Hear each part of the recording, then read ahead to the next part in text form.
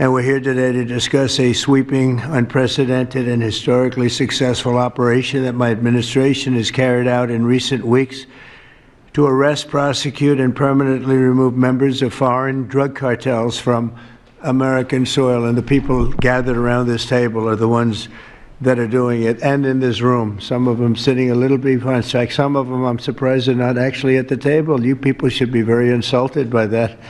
But you've done a great job back there.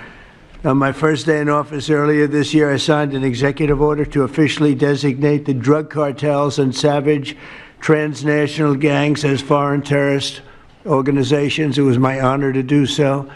And on that same day, I also signed an order directing the creation of the Homeland Security Task Force to bring together all federal, state, and local partners to achieve the national policy goal of eliminating the cartel presence in America once and for all.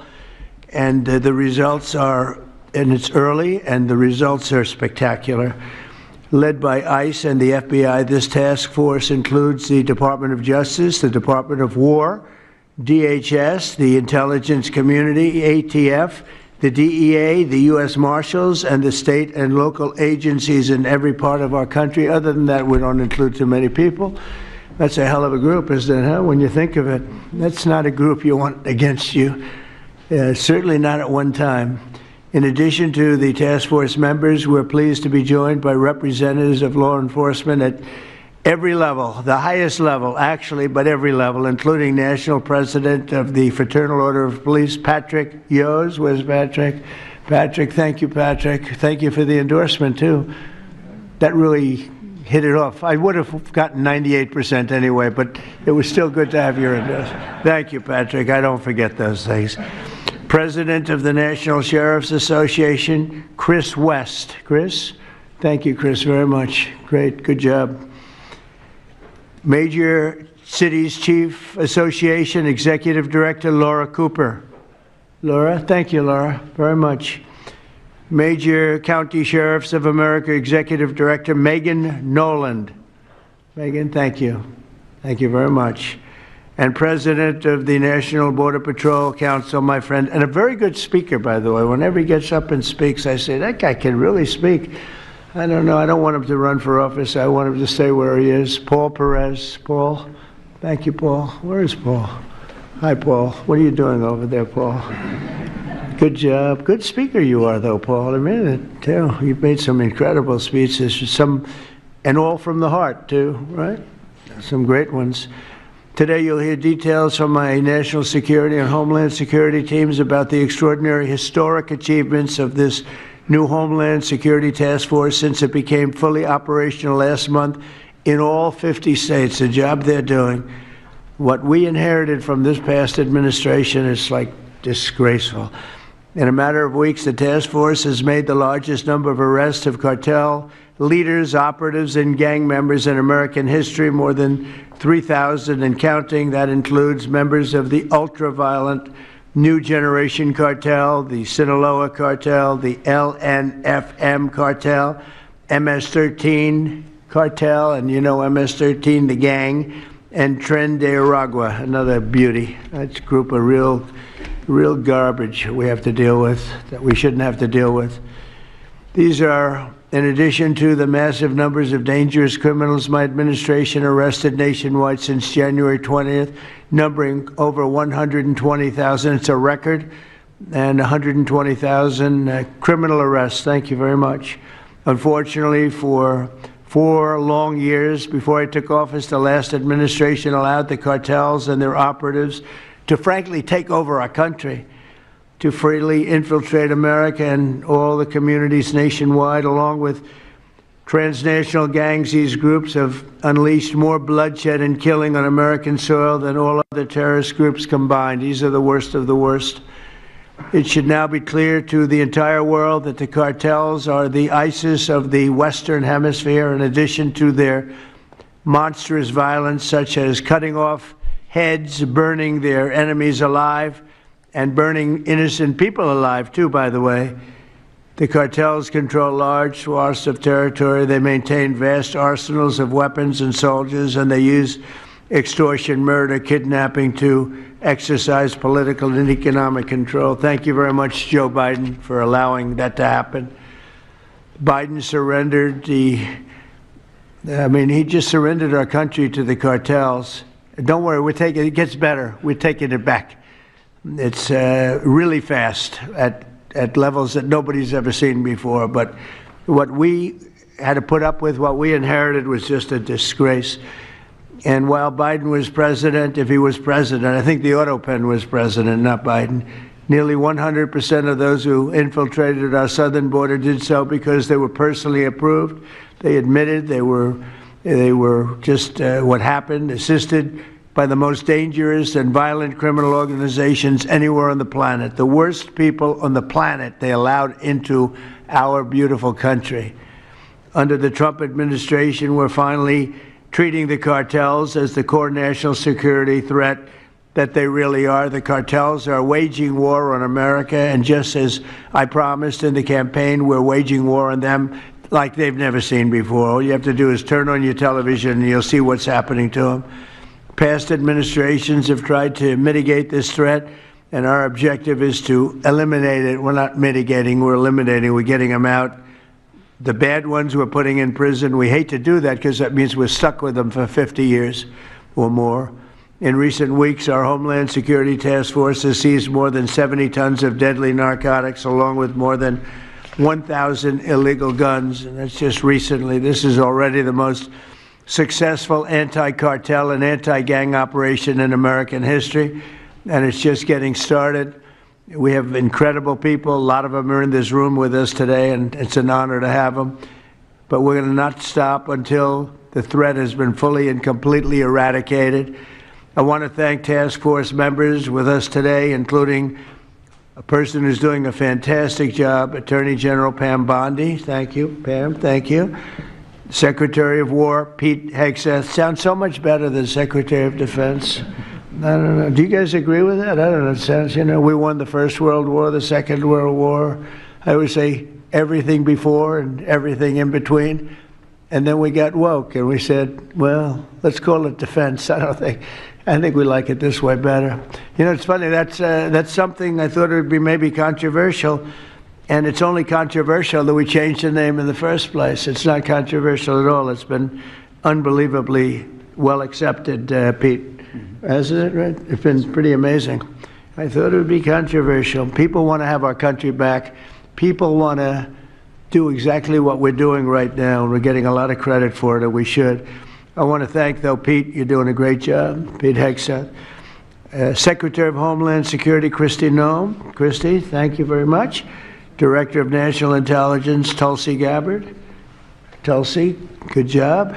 And the heads of all of the law enforcement agencies all throughout the room. You're really amazing, the job you've done. To provide additional details on our mission, I would like also to ask General Bondi to say a few words, followed by Secretary Noem, Secretary Hegseth, Director Gabbard, Homeland Security Advisor Stephen Miller. Stephen, you're such a superstar, Stephen. They called Stephen the other day a very bad name, and I said, you should sue them, Stephen. I think he will. I hope he does. FBI Director Kash Patel and Deputy Attorney General Todd Blanche. And I just want to say it's an honor, the job we're doing, and these people are doing absolutely incredible. I'll just add a couple of things. In Memphis, as you know, where the numbers are down in half already, and it's only been about 2 weeks. You're doing a fantastic job there. Thank you.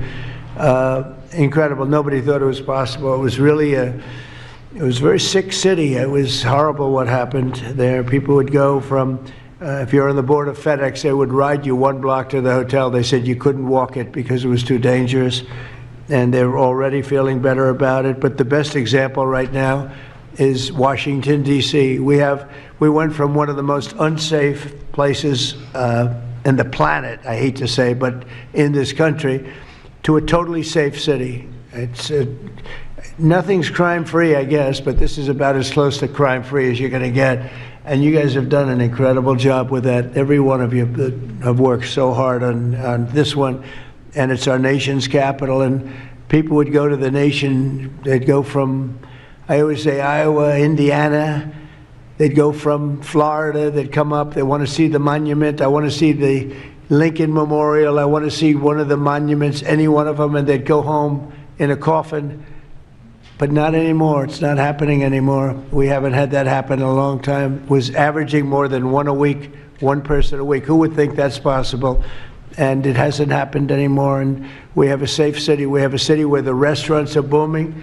People are going out. Nobody's being mugged, hit over the head with a baseball bat. None of the stuff is gone. We took out 1,700 criminals, many of them career criminals, many of them given to us by Joe Biden and his ridiculous open borders policy. They came in from jails from all over the world, not just South America, from all over the world. Jails, they came in from mental institutions and insane asylums all over the world, drug dealers, and we got them the hell out of here. They're either that, or if they're so bad, as I said before, we put them in jail because we can't take a chance that they come back. But I want to just say that Washington, D.C. is such an example of what could be done. And now the same thing's happening in Memphis. We're just halfway through the process, and already the numbers are far superior, far better than what we would have thought at this time. And Chicago, I just saw the number. Last week, it was last weekend, 4 were murdered, 11 were shot. And then I have this guy Pritzker, is a very weak governor. Let me be nice. I'm going to be very nice. He's extremely weak. He's pathetic. I have Pritzker get up and say how great they're doing in Chicago. They're doing very poorly. So 4 were murdered, 11 were shot. I would say, and that was not a bad week for him. Okay, that was not a bad week. He's had somewhere 18 or 19 were murdered. And you know what his excuse was? Yeah, but that was a long weekend.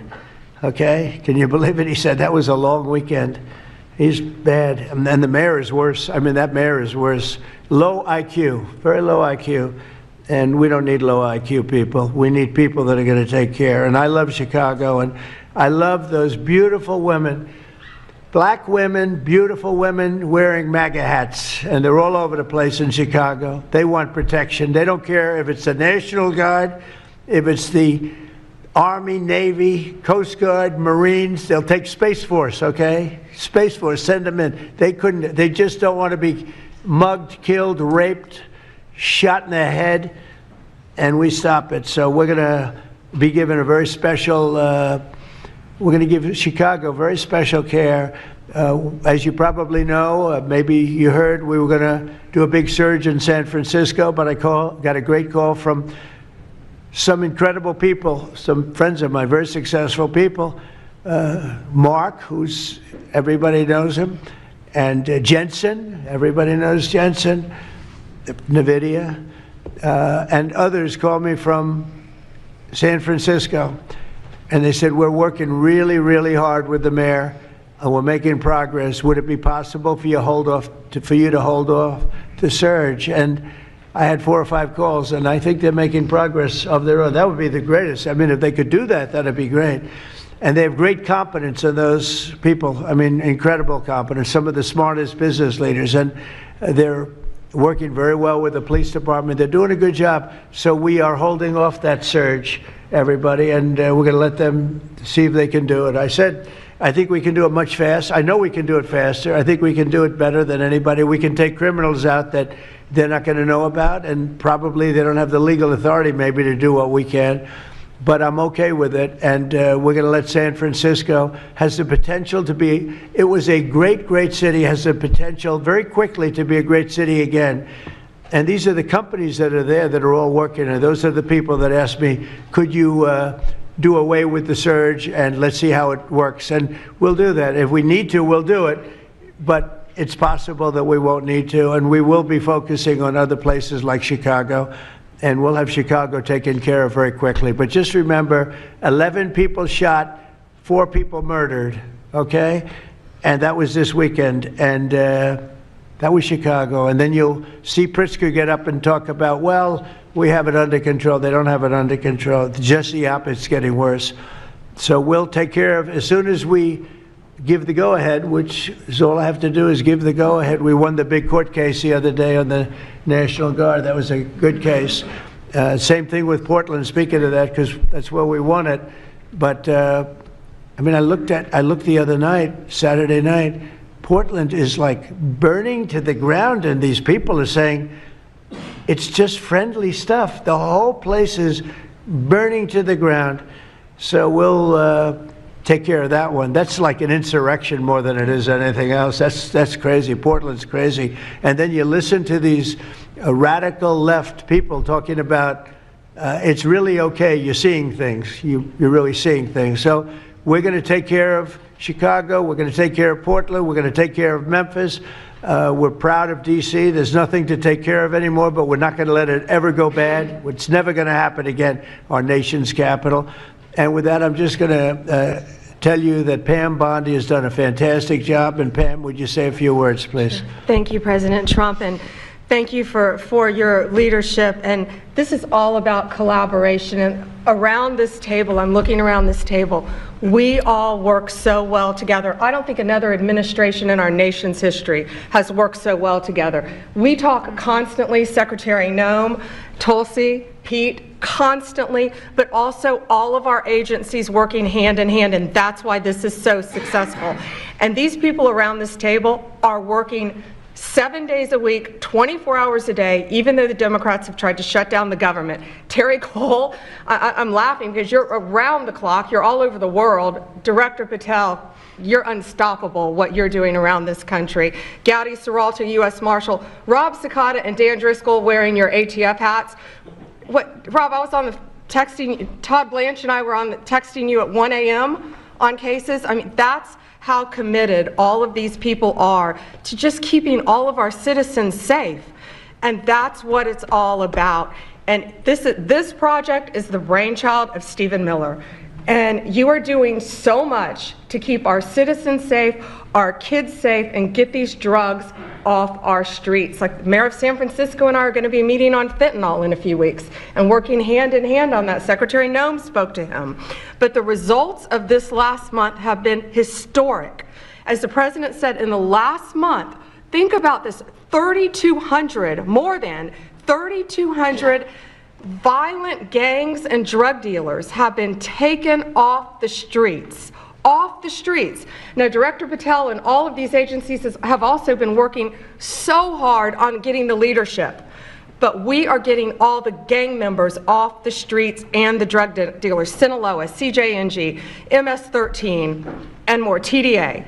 91 tons of drugs have been seized as a result of this task force. We tried to put this in perspective for you. This would be filling 4 18-wheelers, all the drugs just in the last month that have been taken off the streets.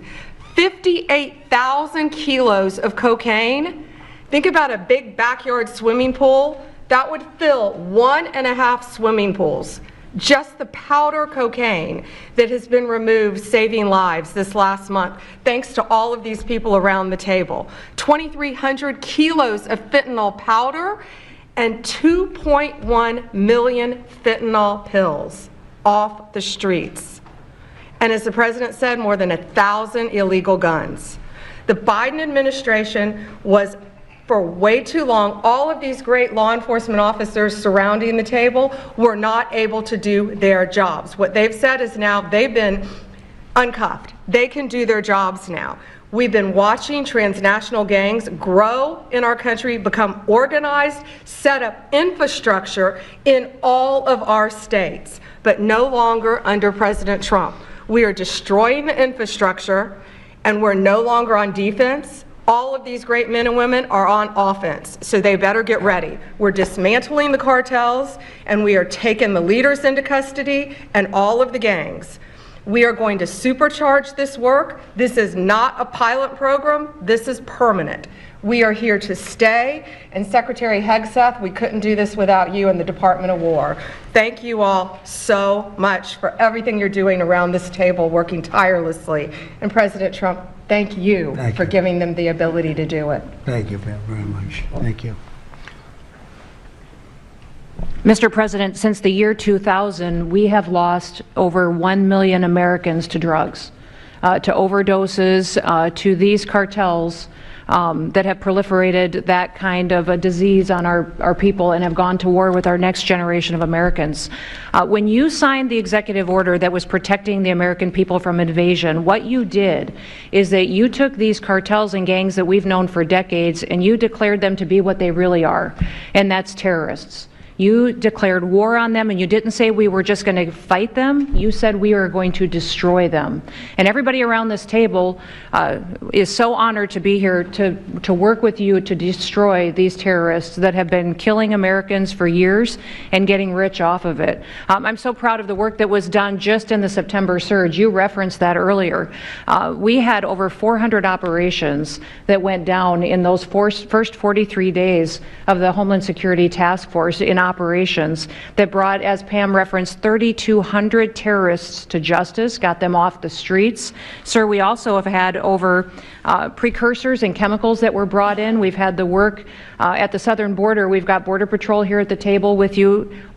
Fentanyl has been cut down by 50% coming into this country over our borders.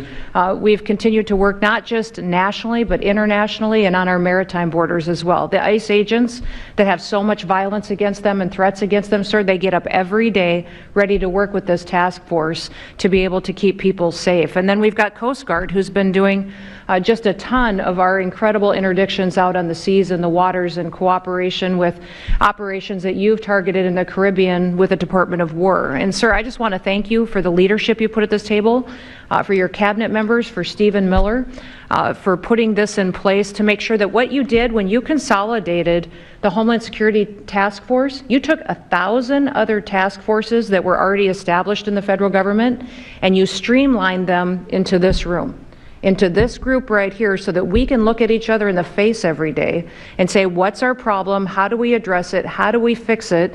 And then we go to work together with our arms linked to do exactly what you told us to do. And that's not just protect the American people from invasion, but to kill these terrorists. You gave us the task to eliminate them, destroy them, so that they can't destroy the next generation of Americans. So thank you, sir. Thank you for the people you put around this table. Thank you very much. That's a great job. Thank you. Pete? Yes, sir. Well, thank you, Mr. President, for your leadership.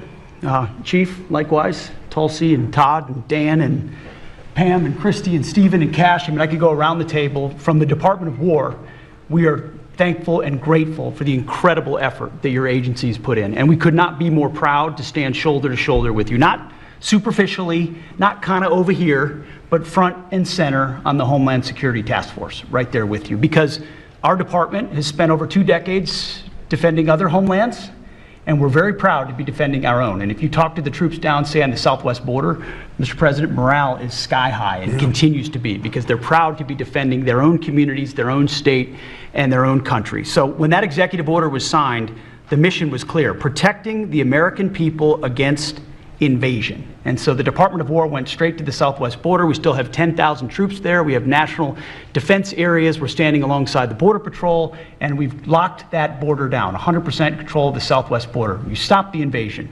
And then we're proud to be going on the offense, counter-cartel operations. And it's not counter-cartel, as was mentioned. These are designated terrorist organizations, foreign terrorist organizations. Our generation spent the better part of 2 decades hunting Al-Qaeda, hunting ISIS. Well, as the President said, this is the ISIS, this is the Al-Qaeda of the Western Hemisphere. They intimidate, they terrorize, they extort, they poison the American people. The President's right. Every boat we strike is 25,000 Americans whose lives are saved because of the drugs that were headed in our direction. So our message to these foreign terrorist organizations is: we will treat you like we have treated Al-Qaeda. We will find you, we will map your networks, we will hunt you down, and we will kill you. And you've seen that evidence in the maritime domain, whether it's in the Caribbean or in the Pacific with the last 2 strikes. We know exactly who these people are. We know what networks they work with, what foreign terrorist organizations they're a part of. We know where they're going, where they originated from, what they're carrying. And they know we know. And that will soon start to change the calculus of these boats. So the critique of this is, of course, as often is the case, wrong. We know our authorities. It's locked tight, and we're going to treat them like foreign terrorist organizations on the offense. So the Department of War is not going to degrade or just simply arrest. We're going to defeat and destroy these terrorist organizations to defend the homeland on behalf of the American people, making the jobs of law enforcement safer in the process, making the communities of Americans safer in the process. We think it's a very core mission of the Department of War, and we're proud to be here, Mr. President. Thank you very much, Pete. Thank you. Tulsi, please. Yes, thank you, Mr. President. The key reason that you are hearing about these incredible effects is, number one, the team that you've assembled here and the leadership and the tone that you have set, first and foremost, about keeping the American people safe. The intelligence community plays a critical role in being able to support our law enforcement at the federal, state, and local level to make sure that they are armed with actionable intelligence to be able to actually go after those who threaten the safety and security of the American people. Mr. President, under your leadership, for the first time, there is a newly created National Intelligence Fusion Cell at the Office of the Director of National Intelligence, National Counterterrorism, that has a very simple purpose: to make sure that we have two-way intelligence sharing of actionable information between the intelligence community and law enforcement. I want to talk briefly about three successes that we've had just here in the last few weeks, Mr. President, through the success of this interagency fusion cell. Just this last week, our National Counterterrorism Center supported, through actionable intelligence to both U.S. law enforcement as well as Mexican law enforcement, the arrest of a Sinaloa cartel boss, El Plato, in Juarez, Mexico, as well as his top 3 money launderers. In a separate and recent successful interagency operation, NCTC worked closely with the U.S. Marshal Service that led to the arrest of another dangerous Sinaloa cartel member responsible for tracking huge amounts of cocaine and hundreds of thousands of dollars in this single incident with drug proceeds through his network. And I'll say the last example I'll share is probably the most insidious, was providing intelligence to the Mexican law enforcement that led to the arrest of a CJNG cartel-affiliated baby trafficker called La Diabla. Her whole money-making operation was centered around luring pregnant women, performing illegal C-sections, harvesting organs, and selling newborn babies. Mr. President, it's your leadership that has made all of this possible. I can tell you, in the midst of this government shutdown, our folks, like everyone around this table, are working 24/7 without pay and eager to get after this because they believe in your leadership and the mission that you have presented to them. Thank you, Mr. President. I'll hand this off to Homeland Security Advisor Stephen Miller, the leader of this task force.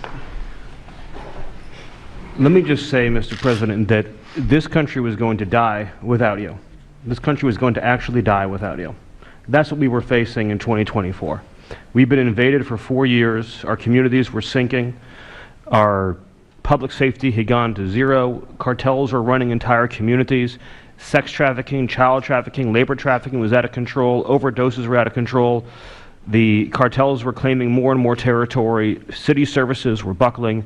This was a country on the verge of dying, and you alone saved it. And when you stepped forward originally in 2016, you started the movement to make America great again. And that means make America great again in every way. And that means safety and prosperity and peace and freedom from cartels and crime and gangs. And your vision and your leadership in declaring war on the drug cartels is the single most successful public safety initiative in American history. And I need the media to understand what President Trump has done. People have been talking about drug cartels for longer than I've been alive. And everyone has just taken for granted that they can't be touched or stopped. They're too big, they're too powerful, they're too evil, they're too murderous. They can operate with impunity. And in just 9 months, President Trump is the only American leader, not just in our lifetimes, but ever, to actually take the fight to the drug cartels, to actually seek their eradication. And it is happening. And so while the Democrats are shutting the government down and fighting for free health care for illegal aliens, look at what President Trump has assembled here. He's assembled a team under his vision, direction, and leadership that is saving hundreds of thousands of lives. Hundreds of thousands of lives. And only President Trump could have done this. And I will say one last thing, which is that his courage has been an inspiration to everyone else in this room. There are people in this room, looking at, for example, at Todd Lyons, who have been relentlessly doxxed and harassed and threatened. But when they see President Trump's courage, what he's been through for 10 years to save America, when they came after his family, his businesses, his safety, his freedom, Everyone at this table knows we can give whatever it takes to get the mission done. So President Trump, thank you for your leadership, your boldness, your courage, and your vision. We're honored to serve underneath you. Well, I want to thank you, Stephen, and I have to say that, you know, I've been making the rounds. I'm leaving tomorrow for some very big meetings, including with the president of China, where I think we're going to come out very well, and everyone's going to be very happy. But everybody said the same thing. A year ago, we had a dead country. We were a dead country. We really were, in a lot of ways, not just this. We were dead as doornails on this, but we were a country that was in serious trouble and beyond that. And we have the hottest country anywhere in the world right now. The whole world is talking about it. We have the hottest country anywhere in the world. We're going to clear up this crime in our cities. We can do it quickly, too. They showed how quickly we could do it in D.C. It was a real bad place. It was a real mess. Dirty, filthy, disgusting, graffiti all over the place, tents on every ounce of parks that we had. Just disgusting. And I rode around last weekend. I rode around the city. I felt very safe in that car, but, you know, I would have done it without it. I wouldn't need that car so much anymore, I will tell you. But the place was clean. We've started that also, not only law and order, but you know, the cleanliness is important. I think cleanliness is almost a part of law and order. If you see dirty, disgusting streets and potholes all over the place and railings falling down and graffiti all over the marble, beautiful statuary marble columns, those gorgeous columns where they had graffiti, it's all gone. And I think it's a part of it. I really do. I think it's a big part of it. But we have a city that we can be proud of. We're going to be that way with every city we have. That's why with San Francisco, I wish them luck, but we could do it so much faster. I told the mayor, I love what you're doing. I respect it, and I respect the people that are doing it. They're the biggest people in the country. They're the biggest people in the world. A lot of the high tech. Some people like them, some people don't, but they're smart, and they want to do it. And I said, I am so honored to let you do it, and if it doesn't work out, we'll do it for you very quickly. But I just want to thank the people around this table are amazing. Cash, please go ahead. Mr. President, I'll just keep it short, but I think what the media should realize is the amount of courage it takes to do this. And you led that mission. You led it during your campaign, and you brought it to the American people. I think the media should focus on some of these numbers the Attorney General just riled off. Those aren't numbers, those are lives. Lives saved by the millions. Enough enough fentanyl to kill over 200 million Americans, gone, evaporated off our streets permanently. Your vision to safeguard American freedoms and our children and our future is the most courageous thing I've ever seen a president of the United States ever do. And your ability to marshal it out in 8 months, these statistics would have taken other administrations decades. And the partnership that you see around the table, I just want to, sum it up with the following. When I call these folks around the table, when I call our state and local law enforcement partners who have been absolutely critical to this mission, when Stephen Miller called me and said, we're going to create the Homeland Security Task Force and the FBI and DHS are going to co-lead it, I said, absolutely. The country's been yearning for this and needing it. And the one thing I see different than any other administration is when I call these people, they pick up. I don't get a voicemail. When I make an ask, they answer, and the same is true. And so the FBI is playing a pivotal role in your administration in helping lead out this mission, and Stephen's vision has finally come to life. And instead of attacking the people at this table, maybe the media should go out there and talk to the lives that have been saved forever and the communities that have been safeguarded, because it takes courage to do that. It takes courage to implement that plan, and it takes a president and President Trump to put a leadership team like this together. We are actual friends, and I know the media doesn't want to call us that, but we do that. We do hang out. We do work together. It's a 24/7, 365 mission that doesn't turn off, Mr. President, and as Stephen said, we're inspired by your leadership, and this country's thankful for these 8 months, and I can't wait to see what the next 4 years looks like. Thank you very much. Thanks, Cash. Great job. Todd, please. Thank you, Mr. President. The number that I think matters, over 3,266 terrorists have been taken off the streets in 2 months. And for each of those arrests, there's anywhere from between 4 to 20 law enforcement agents, federal, state, and local, executing those arrests. And that means every one of them are putting their lives on the line to make these arrests, to make our communities safer. And so what I will say to them is thank you, but also what I will say to them is that to the extent that there are politicians, as recently as today, suggesting they are doing something wrong. We have governors, district attorneys, mayors, and even congresswomen suggesting that our federal law enforcement and the state and local law enforcement that are helping them are doing something wrong. That is disgusting and something that we will not tolerate.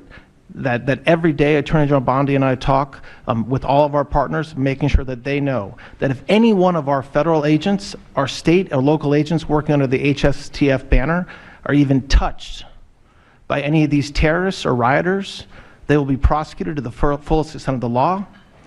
When politicians aid these terrorists by trying to give them comfort or protection or suggesting that somehow our men and women are doing the wrong thing, same problem. We will not tolerate it, Mr. President. So thank you to all of our state and local men and women that are helping us, and our federal law enforcement officers that are literally putting their lives on the line every single day. We will always protect you. Thank you, Mr. President. Thank you very much, Todd. A really good job you're doing, too. Thank you. Any questions maybe pertaining? Mr. President. How about pertaining to this for a little while? And whoa. Would you have any questions of these incredible people? Mr. President. Mr. President. Yeah, go ahead, please. Go ahead.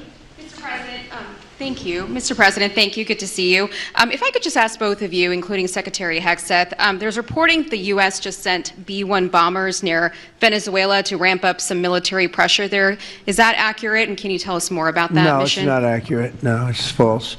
But we're not happy with Venezuela for a lot of reasons, drugs being one of them, but also they've been sending their prisoners into our country for years under the Biden administration. Not anymore. We have a closed border. We had actually nobody for the last 4 months, I guess 5 months. They report nothing. They report zero. I don't know if that can be possible, but we'll accept it, right, fellas? But we have closed borders. We have people coming into our country, but they only come in legally. We have the strongest borders we've ever had. We might have the strongest borders of almost any nation right now, and that's a big difference from what it was 2 years ago when everybody was pouring in.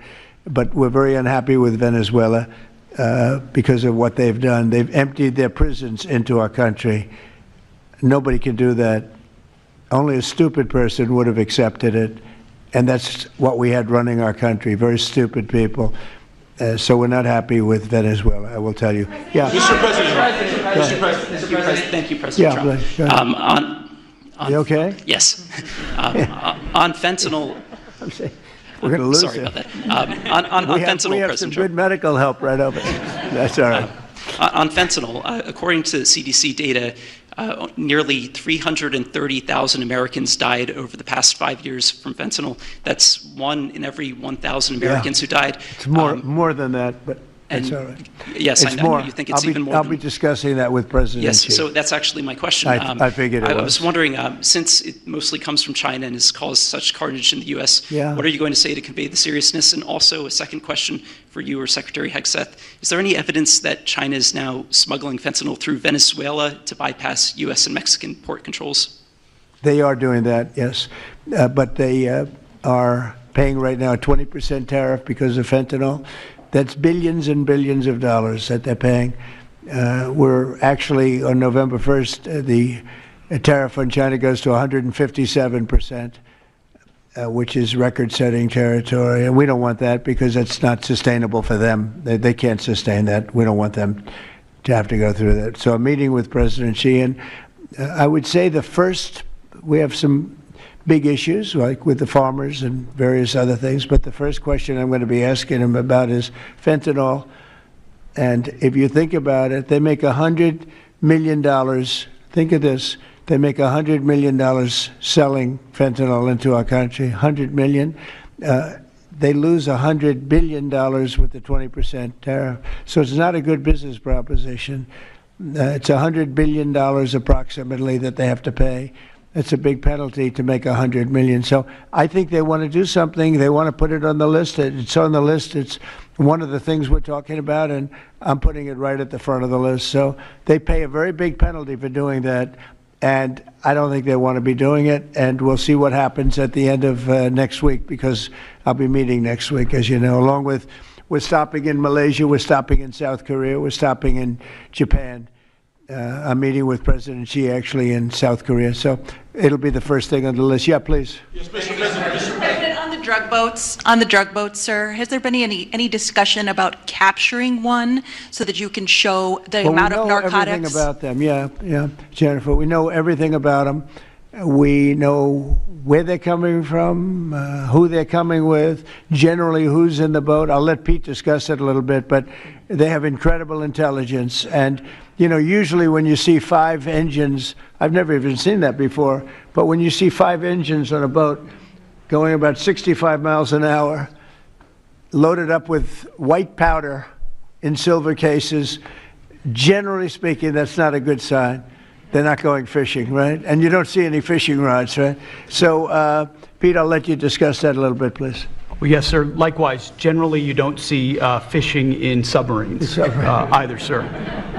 So the U.S. military, as I mentioned, nobody better in the world at mapping networks, identifying who's connected to who, inside terrorist organizations. It's just the media is used to hearing that when it pertains to Afghanistan and Iraq and ISIS and Al-Qaeda.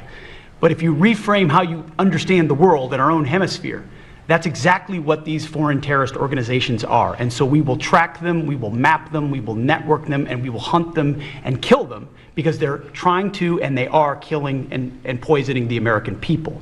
And inside that, we have all the license necessary, all the authorities necessary to take these kinetic strikes, and we'll continue to take them.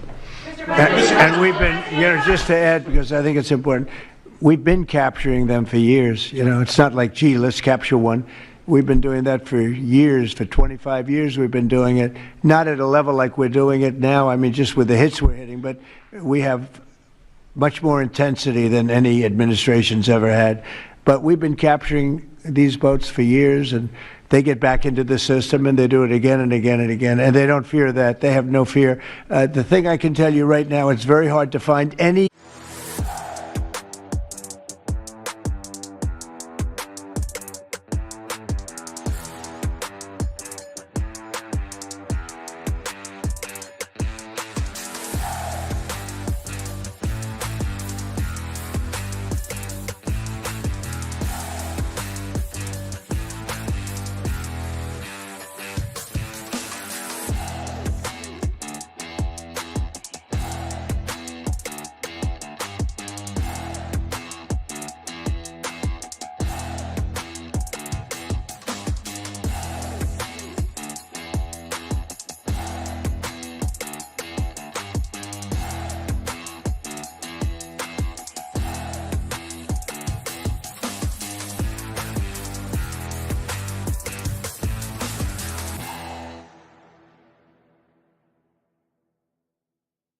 use the term sea drugs. The drugs coming in by sea are like 5% of what they were a year ago, less than 5%. So now they're coming in by land, and even the land is concerned because I told them that's going to be next. You know, the land is going to be next, and we may go to the Senate, we may go to the, you know, Congress and tell them about it. But I can't imagine they'd have any problem with it. I think, in fact, while we're here, I think it's a good idea, Pete. You go to Congress, you tell them about it. What are they going to do? Say, gee, we don't want to stop drugs pouring in? They're killing 300,000 people a year. I think that's the real number, 300,000 people a year. So between that and my discussion with President Xi, sea drugs are almost dead, and they can't come in that fast from the land. And the land drugs are much more dangerous for them. It's going to be much more dangerous. You'll be seeing that soon. So that's the way it is, yeah. Go ahead, please. Yeah, go ahead, please. With the glasses, go ahead. Thank you, Mr. President. Good. I wanted to ask, what's your reaction to Representative Dan Goldman calling on NYPD to arrest ICE agents who he says are acting illegally? He says they are illegally assaulting people and illegally detaining people at immigration courts in New York. Well, you know, I know Dan, and Dan's a loser, you understand. He's a guy that doesn't have what it takes. He's been trying so hard. And they're exhausted. I mean, it's so ridiculous, right? A suggestion like that. So, you know, they're just trying so hard, and it's not working. They've even now started imitating me, of all people. They want to imitate me. And they start using foul language, but they use too much of it. You know, you can't use the F word 7 times in one sentence. It doesn't work. It might work once every 7 news conferences, but you can't do it you can't do it 7 times in one sentence, so I don't know. They're really they're in big trouble, that party. Go ahead. Mr. President. On these boat strikes, some alleged smugglers have survived some of these recent strikes and been sent back to their home country. If they're terrorists, why not just arrest and detain them? Go ahead. 2 points on that. First, when I served in Iraq in 2005 and 2006, we used to, instead of a gallows humor way, talk about the Iraqi catch and release program. The reality that we would catch a lot of people, hand them over, and then they would be recycled back through, and we'd have to recapture them or attack them again. And that's why changing the dynamic and actually taking kinetic strikes on these boats ought change the psychology of these foreign terrorist organizations. To those 2 that survived the shot on the semi-submersible, think again, compared to Iraq and Afghanistan, the vast majority of people that we captured on the battlefield, we handed over to the home country. Did we always like how it shaped out? Sometimes we did, sometimes we did not. But 99% would go to the Afghan authorities or the Iraqi authorities. So in this case, those 2, they were treated by American medics and handed immediately over to their countries where they came from, hopefully to face prosecution, which is a very standard way of handling something like this. And you'll do that with future survivors, anyone else who survived? We've got protocol of how we'll handle it. Not that guy, he's so hopeless. Go ahead. Go ahead. Yesterday there was a vote at the Knesset on annexing the West Bank. Do you see it as a challenge to your peace efforts? Could you say that louder, please? Yes, yesterday there was a vote at the Knesset in Israel on annexing the West Bank. Do you see it as a challenge to your peace efforts? Will you answer that, please? Because I cannot understand the words you're saying. Where are you from? Where are you from? You're from France. Beautiful accent, but we can't understand what you're saying. Huh? She said a vote at the Knesset on the West Bank. The West Bank is, don't worry about the West Bank. Israel's not going to do anything with the West Bank, okay? Don't worry about it. Is that your question? They're not going to do anything with the West Bank. Don't worry about it.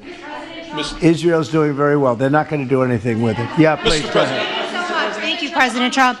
Are there any safeguards in place to protect Americans from fentanyl and cartels when you leave office in 2028? Any protocols that could be put in place in case a future administration comes in that wants open borders? And I also have a question for the Secretary of War as well after your answer. Well, the biggest thing we can do is make sure they don't come in, because open borders, they would destroy. It's amazing that our country is even surviving with what we went through, coming in by the millions. And coming in from the wrong places. You know, I know all these people that run these countries, and they're smart, they're very street smart, and they're not sending their best, you know, they're not sending, they're taking them out of their prisons and their mental institutions, as I say over and over again. They're the drug dealers, they're the drug addicts, they're people that don't work. I mean, the best of them are people that don't work. They don't work. They're on welfare, their form of welfare, which is tiny. You know what their form of welfare? They give you a piece of paper. But they want people that work. They don't let those people come out because they want those people. You know, they cherish those people. Those are the people that make their country run. They give us all of the people that don't work and are murderers. 11,843 murderers came in. 11,800, many of them committed, more than 50% committed more than one murder. Now, why do we want them? Why would Biden and that group of thugs that he had working for him, why would they accept these people? Why would he accept? Nobody understands it. You know, they say maybe they wanted the vote, but I did great with the Hispanic vote, but these are people from all over the world. Why would they do it? So one question, no matter what I do, I can't, you always like to know the opponent. You have an opponent, what are they getting at? And usually you can. Why would they allow 20 million, maybe 25 million people into this country, almost all of which, but most of which should not have been allowed into our country? It's one of the great enigmas. What they've done to this country should never be forgotten. In history, should never, ever be forgotten. And now it looks like we're going to have a communist mayor in New York. That'll be a lot of fun. But remember this. They have to go through the White House. Yeah, please, go ahead. Today you pardoned the founder of Binance. Can you explain why you chose to pardon him? And did it have anything to do with his involvement in your family's... Which one, who is that? The founder of Binance. He has an involvement in your own family's crypto business. The recent one, yes. I believe we're talking about the same person, because I do pardon a lot of people. I don't know. He was recommended by a lot of people. A lot of people say that, are you talking about the crypto person? A lot of people say that he wasn't guilty of anything. He served 4 months in jail, and they say that he was not guilty of anything, that what he did, well, you don't know much about crypto. You know nothing about nothing. You're fake news. But let me just tell you that he was somebody that, as I was told, I don't know him. I don't believe I've ever met him. But I've been told by a lot of support. He had a lot of support. And they said that what he did is not even a crime. It wasn't a crime, that he was persecuted by the Biden administration. And so I gave him a pardon at the request of a lot of very good people. Yeah, please. Yes, Daniel. President, thank you so much. This is the kind of question I like. Yeah, right the numbers from this task force are jaw-dropping. I wanted to know, this is a question for you and both Stephen, since it was said this is your brainchild. What are the lessons to be learned from the success of the task force, and what are your continued goals with this task force now that you have about 3 years left? Well, the best thing we have going is we have such talent around this table. I could go over every one of these men and women, and we have unbelievable talent. They've got the naturals, you know, like somebody that hits a baseball or a golf ball or a, you know, that you see more, it's more evident. It's beautiful because it's sports. You can tell somebody right away, are they good or are they not? These people are the most talented people at what they do. And when we started talking about this, Stephen and all of us, it seems so easy. What is surprising to me is how quickly we can straighten out a large city, a big city, a mean city, a city that's sick, that got very sick with guns all over the place, with bullets shooting all over, where you take your life in your hands if you go out and buy a loaf of bread. That's not America. That's not our country. And those people don't care how you do it. They just want it done. They really do. You know, when you go to the people in the street, they don't know, is it National Guard? They just want it done. They want to be safe. And we've gained a great following of Americans, real Americans, people that want to be safe. But I think the biggest thing we say is we have tremendous talent. We were able to recognize, like a football team, like a baseball team, we were able to recognize the talent. And the talent is largely in this room for the whole country. It's largely in this room. There's really nothing like it. And that's why I think we had D.C. done, not perfectly, but pretty much done, at least normalized in 12 days. When you say 12, would you say 12 days? On the 12th day, it felt different. And you know, we took a lot of bad people out, never to come back again. Then most of them never to come back again.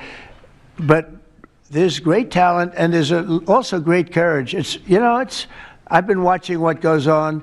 And then you have the radical left lunatics, and what's that all about? I mean, they're fighting us because we want to stop crime. Where do these people come from? They're paid money. I guess they're paid a lot of money. But like I saw that ridiculous march the other day, I say, these people are not representative of our country. And not all of them, of course, but many of them are total lowlifes. These are lowlifes. These are people that are paid agitators, and they're not representative of our country. So I don't know. I can just tell you that our country has tremendous spirit right now. You know that better than anybody because you cover it well. But we have a lot of people that are very happy right now with the direction. They did a poll the other day. The direction of our country is better than it's been in 37 years. And I'm upset because I think it should be better than that. I actually said we should be better than that. So, you know, thank you very much for your question. Brian? Mr. President, yes. Thank you, Mr. President. You guys have done an amazing job in Memphis. Some of those numbers are staggering. And we've gotten message on social media wanting to thank you for that. But I think, can you talk about the number of missing children you guys have discovered in Memphis? That's amazing. Well, it's hundreds of thousands were lost through Biden and the Biden administration. And we are getting a lot of them back, but they're either dead, they're slaves, they're captured in some form. But think of it, hundreds of thousands we're talking about, not even believable. And they came in through the border, they were sold, they were bargained for, and this was all Biden, meaning Biden and Obama, the same mentality, frankly. I think it's the same mentality. Let me tell you, Barack Hussein Obama was a lousy president. A lot of bad things happened. Remember when they used to talk about Trump with the jail cells? Well, he built the jail cells for the children. He built those jail cells. Remember that came out? But, sir, they were built in 2014. You remember when that came out? After me going through that stuff for about 2 weeks, and then they found out it was Barack Obama that built those jail cells. No, these people they were bad leaders. I hope we don't have it again. I hope we don't have it again, because, you know, our country's come back a long way, but it can only withstand so much, and we don't want to ever go through that again. We never want to have open borders again. We don't want to have men playing in women's sports. We don't want to have transgender for everybody. We don't want that. We want to have a great country with low interest rates, nice housing, great education, a strong military, the basics. Yes, please.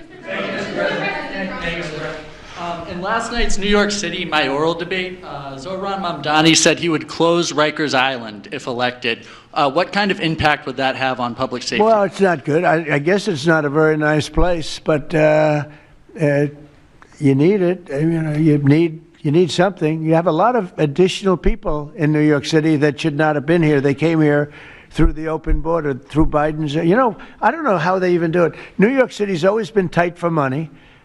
And then they spend, $8 billion, and nobody complains about it, on people that just showed up and they just came out of nowhere. Where did they get the money? All of a sudden they have money. I tell you what, we have to keep our prisons very fair and very safe, but you get a lot of criminals. We have a lot of additional criminals. I used to talk about it. They used to say, well, only good people come in from foreign countries. I said, that's not right. I didn't know that for a fact, but it had just started, right? The open borders and people flowing in by the millions. They make our criminals look like the nicest people on earth. That's the only good thing. They make our criminals look like nice people. They are the meanest, the most vicious. Tren de Aragua, you don't get any sicker. They cut people's fingers off because they called the cop. Did you call the cop? Yes. They cut off his finger so he can't call the cop anymore. And then they said, next time we're going to cut off your hand if you cut, because they took over his apartment in Colorado. You know, Colorado, they took over a town, then they took over another town, and you have a weak governor over there. He doesn't know what the hell he's doing, so he lets it go on. But we're getting them out of here. We're getting them all out. They're going back to lots of, not just Venezuela, they're going back to lots of countries. Venezuela would be one, however. Yeah, please. Thank you, Mr. President. Thank you, Mr. President. Yeah. A moment ago, you said that if Secretary Hegseth went to Congress and briefed them on the operations against we will go, I said. You will go. And it would be difficult for them to object. I don't see any loss in going. No reason not to. You know, they'll always complain, oh, we should have gone. So we're going to definitely, I'd like to just tell you, let's go. We'll go. We're going to tell them what we're going to do, and I think they're going to probably like it, except for the radical left lunatics. And Mr. President, if you are declaring war against these cartels and Congress is likely to approve of that process, why not just ask for a declaration of war? Well, I don't think we're going to necessarily ask for a declaration of war. I think we're just going to kill people that are bringing drugs into our country. Okay? We're going to kill them. You know, they're going to be like dead. Okay? Yeah. Yes, red hair. Thank you. Beautiful red hair. Thank you. I'll tell my hairdresser that. She'll love it. This is a question for both you and the Secretary of War, Mr. Hegseth. Who are you with? I'm with the Center Square. We're a newswire service. With everything that's going on between the narco-terrorists in the Caribbean, and then also with more Chinese, Iranian, Russian ships also taking part in Venezuela. Are you have any plans of expanding operations out of Roosevelt Roads, and in fact, placing some home porting some ships there? Yeah, go ahead, Pete. we're familiar with the location that you're referring to, and we'll make sure that we're properly displaced in order to deal with the contingency we're dealing with there, and also any ways in which other countries would attempt to be involved also. So we can walk and chew gum. We're definitely keeping our eyes on near-peer adversaries at the same time, but we think sending a message on these cartels, these narco-terrorists, is an important inside our hemisphere, which for far too long, other presidents, as the president pointed out, they've ignored our own backyard and allowed other countries to increase their influence here, which only threatens the American people. We're changing that. One big thing that has happened, though, because you mentioned expansion and expand our efforts. So when I was running for office, second term, everybody was talking about the fact that nobody wanted to join the military, nobody wanted to join the great police force. They didn't want to join New York's finest or any of our police forces. They didn't want to join anything having to do almost like with the country, with the uniform. We are setting records with the Army, Navy, Air Force, Marines, Space Force, Coast Guard. We're setting records. We've never had anything like it. And I'll tell you when it started, November 5th. We didn't even have to wait till January 20th. They saw spirit. And now we have people coming in that are, it's unbelievable. And if we wanted to increase our military force, if we wanted to increase any one of these, including police forces, they can now get men. People didn't want to be policemen and women. They didn't want to be firemen and women. They didn't want to go into the military. We were having tremendous recruiting problems, and now we're setting records. We literally, last year at this time, you were doing stories that the recruitment was a disaster. We couldn't get men and women to go into the military. Now we have such an overabundance. We've never had, I mean, it's, as I understand it, it's like record-setting recruitment. This is in less than a year. It's been amazing. So this is a good time to expand if we want to do it. And I think we should. I think we should. And we probably will. Yeah, please. Yeah. Blue. Questions for you. First for you and Secretary Hegseth. Is the administration supportive of sending National Guardsmen to cities for the express purpose of aiding deportation and immigration enforcement efforts? To expand deportation efforts? Sending National Guardsmen to U.S. cities for the express purpose of aiding deportation and immigration enforcement efforts. What we've done so far is stand alongside federal law enforcement in every way, facilities and personnel, but also we have a great deal of lift inside the military. We're able to move assets in a way that no other aspect of the U.S. government can. And so where we can rapidly assist with mass deportations, we have been happy to do that. And then one more question, if I may. Is the administration at all supportive of potential measures to crack down or regulate or even ban apps that track ICE agents' locations? What do you mean by that? Like specific apps that are used to track the location of ICE agents? I guess we'll do that. I'm not a big app guy. I'm not into that too much. I think Pam might be it. Let's go. Yes. Good answer there. Yes. These organizations, President Trump, are coming in and their apps to track our federal law enforcement officers, and it jeopardizes their lives, where they're going to be, their location. And we've actually been working really well with the tech companies who have been cooperating because they don't want our law enforcement officers to get injured. So yes. Well, I mean, I see it with ICE, where they're having, where they define where they live, who they are.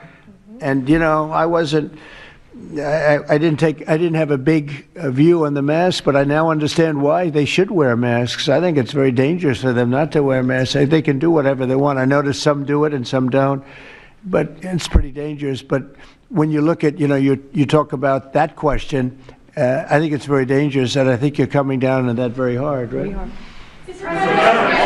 please. Mr. President. Go ahead. Thank you, sir. When you were running for re-election in 2024, you released a video statement where you made this exact promise to show no mercy on the cartels and employ every military asset necessary to combat them. In that same video, you also said that you plan to expose all the bribes and corruptions with politicians and the cartels. We're doing that. Yeah, we're trying to do that. Looking into that in American politicians. Yeah, where the money's coming from. Because you see it. Like even that garbage deal they had this weekend, which was embarrassing to them, and the crowds were the crowds were not big. Those crowds were not big at all. But when you look at signs, and they're all made beautifully, the yellow signs, I saw the yellows, the blues, but they're all made professionally in a printing shop, looks like on Madison Avenue someplace. Some guy is paying for all that stuff. And we don't mind protest. Protest is a good thing. I protest. I'm always protesting, right? But when you see some of these people are going crazy. They're going crazy because they're getting paid. Because there's no reason for them to be going crazy. But you watch some of them, and they're professional agitators, and we are finding out who's paying them. Yeah, we have a lot of information about who they are. You're going to be very surprised when you find out. And I have a question for Secretary Hegseth. Sir, a memo circulating on social media details the establishment of a National Guard response force that's going to be trained in crowd control and civil unrest and deployed in all 50 states by April of 2026. Can you verify the authenticity of that memo, and do you have any more information on the operations? I'm not going to answer particulars on something that may be in the planning process, but we definitely do have multiple layers of National Guard response forces, whether it's in each state, whether it's regionally, whether it's Title 10 active duty, whether it's Washington, D.C. We've got a lot of different ways that constitutionally and legally we can employ Title 10 and Title 32 forces, and we will do so when necessary. Thank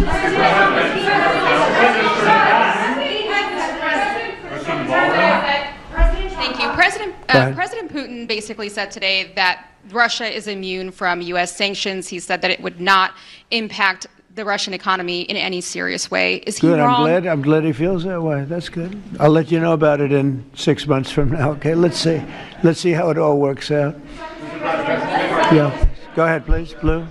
One question about the task force, one about the shutdown. I'm Taylor Poplars with Spectrum News. The same day you established this task force back on January 20th was the same day you pardoned the January 6th defendants. Yeah, very proud of that. Yeah. Just last weekend, one of them was charged with allegedly threatening to kill House Minority Leader Hakeem Jeffries. And a big theme of this task force has been allowing law enforcement to do their job and holding accountable people who go after law enforcement.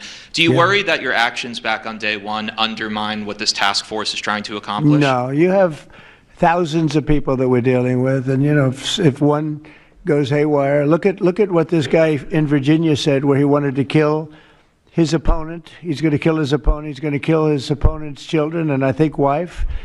And he continues to run, and the Democrats continue. He's running for what, Attorney General in Virginia? Look what he said. So now, do you think all Democrats should be prohibited from living anymore? I mean, think of what he said. He's going to kill his opponent, and he's going to kill the children of his opponent, and I think the wife. I said, this guy's sick. That is a sick guy. And how do you vote for somebody like that? But I don't view that every Democrat would say that, because not every Democrat would say that. So you can't, you could have one person, but I don't know of the incident. I can say we're very proud of what we did. We had the courage to do something that should have been done. The problem, sometimes the Republicans are too nice. They're a very nice party. The Democrats play a much dirtier fight. It's amazing. You go after dirty cops like Comey, and you go after, these are dirty cops. Letitia James is a dirty cop. You go after these people, and they say how horrible you are, and yet I got indicted 5 times and impeached twice.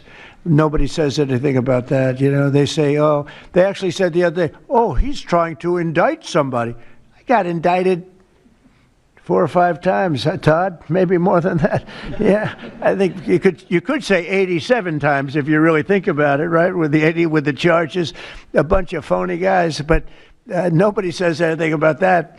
But they mentioned it the other way. No, the Democrats play a very dirty game. It's all they're good at. They're good at a couple of things: cheating on elections and playing very dirty. And they have one good trait: they stick together.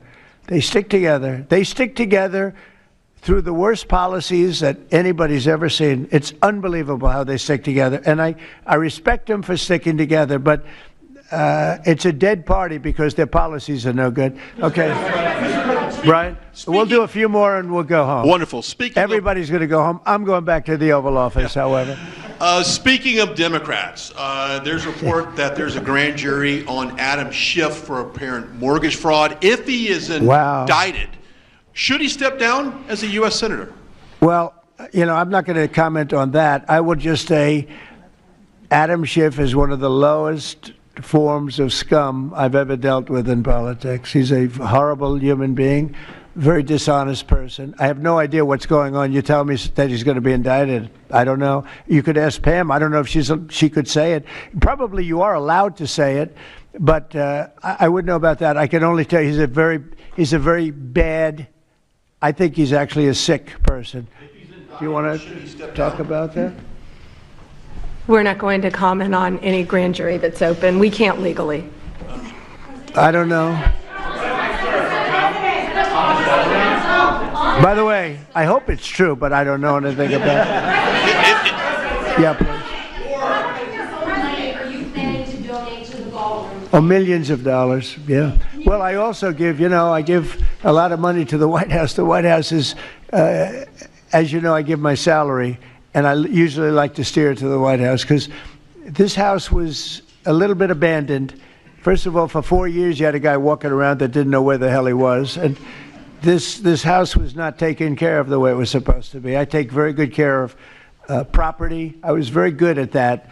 And you'll notice the floors downstairs, I paid for them. Marble, the most beautiful marble you've ever seen. The white floors down in the palm room, which they look like they came out of, I don't want to lose because they're big supporters of mine, Home Depot, so I'm not going to say bad, but they did come out of a box from Home Depot about 30 years ago. They were all broken, but now they have the most beautiful floors, the most beautiful lights and chandeliers. I think most of you, Brian, you've seen that, right? Yes. How beautiful is that? And I take care of it. So I spend millions of dollars on this building, taking care of it. It was not properly maintained. And now it's starting to gleam like it should. It should really gleam. And you should go down and visit the Presidential Walk of Fame. Have you seen it? It's quite good. I'm sure that a lot of people coming to the White House, it's hot. It's very hot. But it's really a tribute to the presidents, past presidents of our country. Yeah, please. Mr. President. Yeah, behind you, please. Yeah, go ahead. Thank Go you. ahead. So on Monday, a question for you as well as Secretary Noem. On Monday, Mayor Karen Bass of LA and Representative Robert Garcia, they held a press conference and they called for an investigation into DHS, accusing them of unlawfully arresting U.S. citizens and racially profiling and only arresting people because, in Robert Garcia's words, they look like me. He's a Hispanic individual. Do you have a response to that? Are you asking me that question? You as well as Secretary Noem. They are arresting bad criminals, and they're really good at it, too. I look at the numbers, they always like to say that, oh, you're arresting this and that. Then when you check it, you find out, geez, almost every single time, and, obviously every once in a while they may get one wrong, but they always correct it. They're able to correct it. But they are arresting really bad people. They're arresting people that kill, people that would cut your throat and not even care about it. These are brave people, and it's very dangerous. And if they go even a little bit too far, they get into trouble, which is a shame. I protect them, but they get into trouble. But they're arresting very serious criminals, and they're getting them out of here. Okay, one or two more. Doug, do you have a question? I'd love to have Doug have a question, our great photographer, because he's such a great guy, and he might be the most talented person over there. I don't know. Go ahead. Let's hear your question. This guy's a real beauty. On the cartel strategy, hearing you talk about it as a war, hearing Secretary Hegseth talk about defeating and destroying and the comparisons to ISIS and Al-Qaeda, those efforts took American troops being engaged in foreign countries. Do you think that's ultimately where this is headed with the cartels, having American troops in countries like Venezuela? No, the cartels are very bad. They had a lot of bad people coming in. They were interviewed recently, and they were asking people what their problem was, and one guy said, yes, I'm up for murder.